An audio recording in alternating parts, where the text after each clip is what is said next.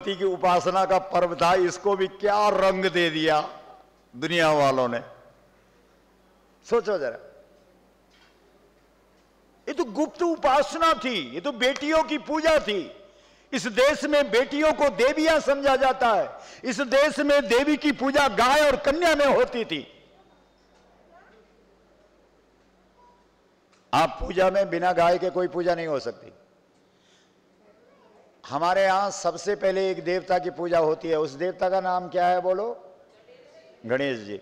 और एक बात ध्यान रखना, राम का जन्म होता है, राम जी प्रकट होते हैं। एक देवता तुम्हारे यहाँ ऐसा है जो न जन्म लेता है न प्रकट होता है, जिसको बनाया जाता है। वो देवता कौन है? गणेश। और किस चीज से बनाया जाता है? मल से। किससे बनाया?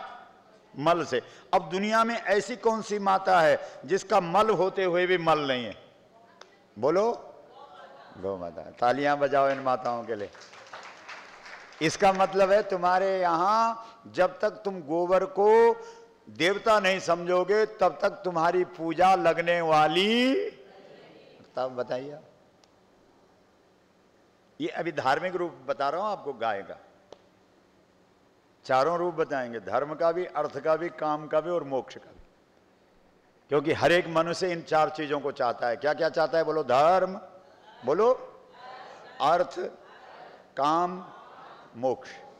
तो ये चारों गाय के पास, चारों गाय के पास। आप धर्म का कोई काम बता दो जो बिना गाय का होता हो, बताओ। आप कहेंगे हम तीर्थ जाते हैं, जगन्नाथ जाते हैं, बद्रीनाथ जाते हैं, तिरुपति जाते हैं, हरिद्वार जाते हैं, ब्रह्म सरोवर, कुरुक्षेत्र नहाने जाते हैं। आपको पता है? बोलो गावः, बोलो, तिष्ठन्ति यत्रैव तत्तीर्थम परिकीर्तितम। जहां गाय खड़ी हो जाती है, बोलो, वही तीर्थ बन जाता है। बताइए।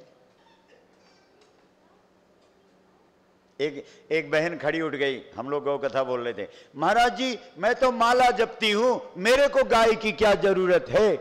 तो हमने कहा बहन माला का अर्थ कर दे। उसी बहन को हमने बोला, बोलो मां ला, मां को घर में ला। चुप हो गई, नीचे बैठ गई। बोलो अरे मैंने तो कभी सोचा ही नहीं। हमने कहा बहन फिर उस माला को तो कहां रखती है? तो उसकी बगल वाली बहन बोली गौमुखी में। वो जो कपड़ा होता है ना उसका नाम रखा हुआ है क्या? अरे मां को घर में लाएगी, गाय को घर में लाएगी तो गौमुखी तो अपने आप बन जाएगी। और जब व्यक्ति गौमुखी बन जाता है तब उसके मुख से निकलने वाला हर शब्द मंत्र बन जाता है। बोलो, बने हैं घोड़ामुखी।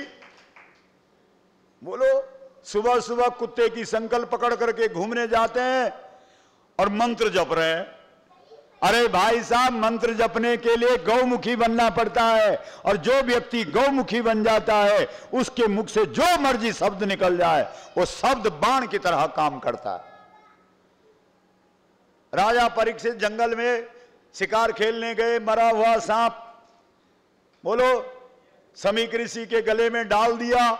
ऋषि पुत्र ने एकदम उठ करके कहा, हे राजा, बहुत मद है रे तुझे, बड़ा गर्व है तुझे, बड़ा घमंड है तुझे, संतों के आश्रम में आता है, तुझे सम्मान करना चाहिए तो अपमान करता है। इति लंघित मर्यादम तक्षकः सप्तमे हनि। आज से 7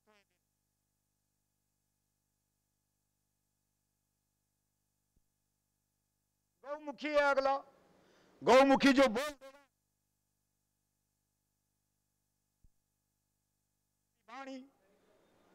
तो इसलिए भाई साहब, माता बहनों, तुम्हारा वेद कहता है कि अगर अपने जीवन को धन्य बनाना है तो क्या मुखी बनना है? बोलो, जोर से बोलो।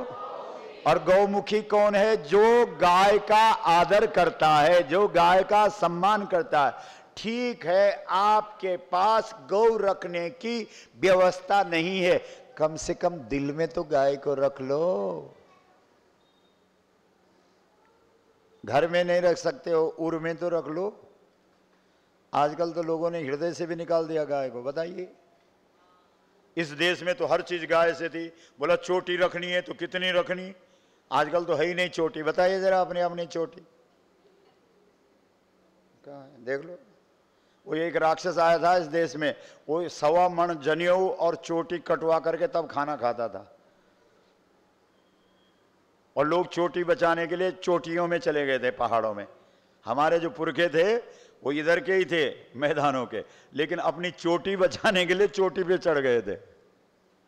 कितना ध्यान रखते थे अपनी चोटी का। सुन रहे हो, आजकल चोटी लोगों ने अपने आप। एक भाई हमको कह रहा था, महाराज जी चोटी से क्या होता है? हमने कहा भाई साहब वो एंटीना से क्या होता? चुप हो गया। और चालाक कितना था, एकदम माताओं की तरफ उंगली करके बोला अगर पुरुषों की चोटी एंटीना है तो इनका क्या है? तो हमने कहा इनका तो डिश है, इसमें तो कई चैनल आते हैं। बोलो गौ माता की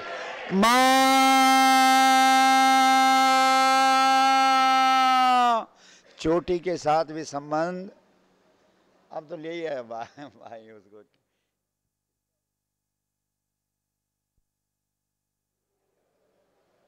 है तो क्यों हो रहा है?